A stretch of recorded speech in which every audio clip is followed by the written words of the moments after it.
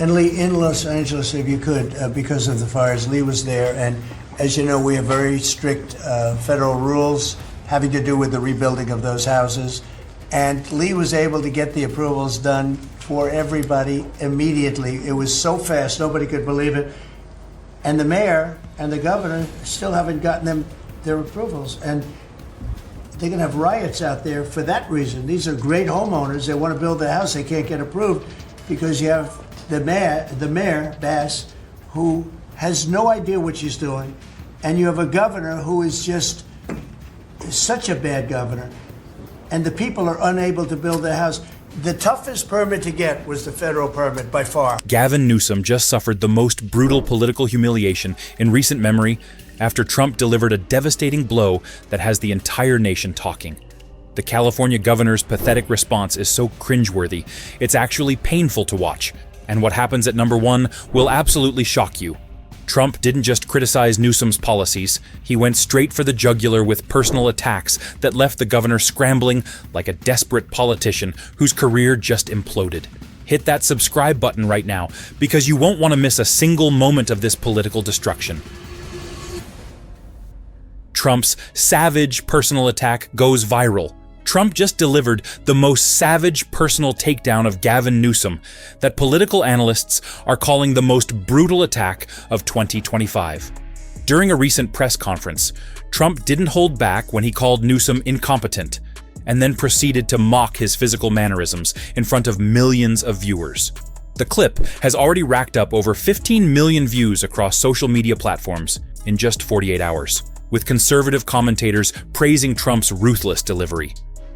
What makes this attack so devastating is that Trump combined policy criticism with personal mockery, questioning Newsom's strange hand gestures, and calling him out for looking good but delivering nothing of substance. The immediate reaction from Republican audiences was explosive, with standing ovations and laughter that went on for nearly 30 seconds. But here's what nobody saw coming, and what makes this attack even more humiliating for Newsom. Can't handle it. You have an incompetent governor there. You have an incompetent governor in California, Gavin. I know him very well. He's incompetent. He's a nice guy, looks good. Hi, everybody. How you doing? He's got some strange hand action going. I don't know what the hell his problem is. It's a little weird, to be honest. There's a little something shaky going on there. But, you know... Newsom's social media meltdown backfires spectacularly. Within hours of Trump's attack, Newsom rushed to social media with a desperate response that backfired so badly, even his own supporters are cringing. His Twitter post, attempting to mock Trump's communication style, received over 200,000 negative comments, and a dislike ratio that political experts say is unprecedented for a sitting governor. Newsom tried to copy Trump's signature posting style, writing in all caps about redistricting maps and making bizarre references to being someone's daddy that left millions of Americans questioning his mental state. The post was so tone-deaf that CNN, MSNBC, and even liberal commentators called it embarrassing and unprofessional. Political strategists from both parties are saying this response shows Newsom has lost all sense of political judgment under pressure. His approval ratings dropped 3 points in California within 24 hours of the post going live. California's wildfire permit scandal exposed. Trump's attack wasn't just personal, it exposed a massive scandal that mainstream media has been ignoring for months. While federal permits for wildfire rebuilding were approved in record time, Newsom's administration has left over 12,000 California families waiting for state approvals that should have taken weeks, not months. These are homeowners who lost everything in the devastating fires earlier this year, and they're still living in temporary housing because of Newsom's bureaucratic incompetence. Trump's team processed federal permits in an average of 8 days, while California's state permits are averaging 127 days and counting. The contrast is so stark that even Democratic mayors in affected areas are privately criticizing Newsom's handling of the crisis. Families are facing potential riots and civil unrest because they can't rebuild their homes. Dealing with a myriad of issues. I was just talking to Josh Green, the governor down in Hawaii, who had some ideas around some land use concerns he has around speculators coming in, buying up properties. The dancing governor. during California's worst crisis. Remember the viral video of Newsom literally dancing and spinning around with a huge grin while California burned in the background? That clip has been viewed over 45 million times and has become the defining image of his governorship for all the wrong reasons. Political psychologists say the video demonstrates a complete disconnect from reality and shows someone who treats disasters as photo opportunities rather than emergencies requiring serious leadership. The body language experts who analyzed the footage noted that Newsom appeared genuinely happy and energetic while discussing property speculation and land use concerns as fires destroyed neighborhoods behind him. This isn't normal political behavior. This is someone who sees tragedy as an opportunity for personal advancement. Governor Newsom's brash new tone on social media mocking President Trump is getting noticed by voters. But will it help win approval of his new redistricting measure in November? Eyewitness News political reporter Josh Haskell has the latest on a new poll that suggests the strategy may be working. California Governor Gavin Newsom is trying to get your attention about the complicated, wonky topic of redistricting, and he's doing it by imitating President Trump. Newsom's office posting on X, "These are perfect, beautiful maps. Better than Columbus, better than Google Maps, better than Apple Maps. Sorry, Tim, no gold bar for me, but I still love you. People are already screaming, 'Mama, Mama,' and I say, 'No, I am your dad.'" Mass business exodus reaches tipping point. Under Newsom's leadership, California has lost over 265 major companies to other states in the past 2 years alone, representing billions in tax revenue and hundreds of thousands of jobs. Tesla, Oracle, Hewlett-Packard, and dozens of other Fortune 500 companies have completely relocated their headquarters to business-friendly states like Texas and Florida. The numbers are staggering. California's business tax revenue has dropped by 23% since 2022, while states like Texas have seen corresponding increases of over 40%.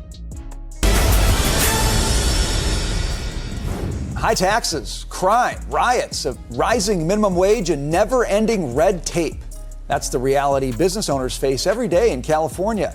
It's driving residents and companies out of the state, but California's governor appears to be too busy on social media to notice or care.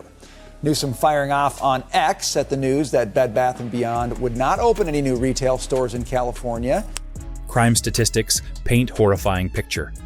California's crime rates under Newsom have reached levels not seen since the 1990s, with violent crime increasing by 31% and property crime skyrocketing by 42% statewide.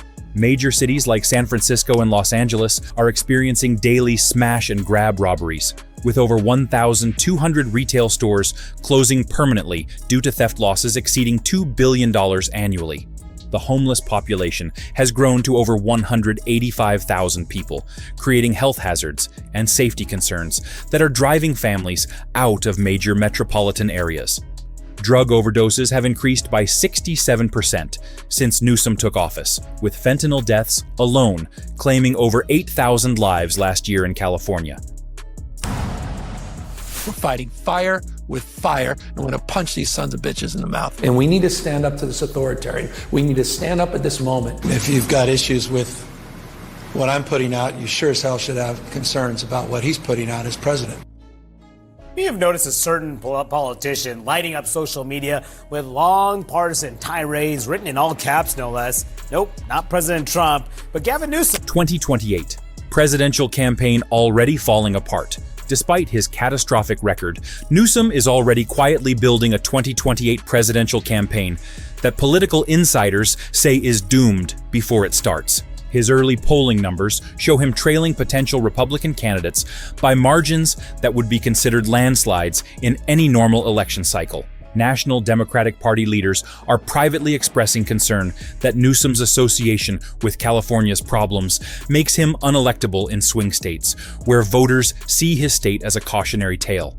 His recent attempts to moderate his positions on key issues have backfired with his progressive base, while failing to convince centrist voters that he's changed. The ultimate irony that changes everything. The most shocking aspect of this entire feud is that Newsom actually needs Trump's help to solve California's problems, but his ego won't let him admit it. federal intervention has already proven more effective at disaster relief than state programs, with Trump's team delivering results in days that Newsom's administration can't accomplish in months. California's budget deficit has grown to $68 billion, and the state desperately needs federal partnerships to address infrastructure, homelessness, and economic recovery. Political analysts note that Newsom's attacks on Trump are actually sabotaging his own constituents' chances of getting the help they need from the federal government. The irony is that while Newsom positions himself as Trump's political opposite, he's simultaneously hoping for federal bailouts and assistance that require cooperation with the Trump administration.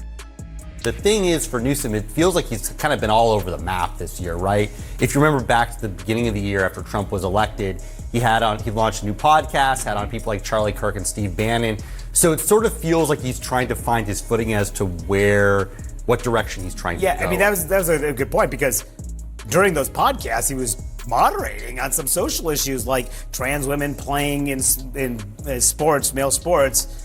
Now this is a very different approach. It's a combative take on Trump head on. So there you have it. Trump is absolutely dominating this political feud, while Newsom continues his embarrassing meltdown on the national stage.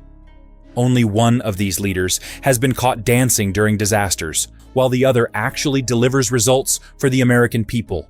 Smash that like button, subscribe for more political breakdowns, and drop your thoughts in the comments about whether Newsom's political career can survive this humiliation.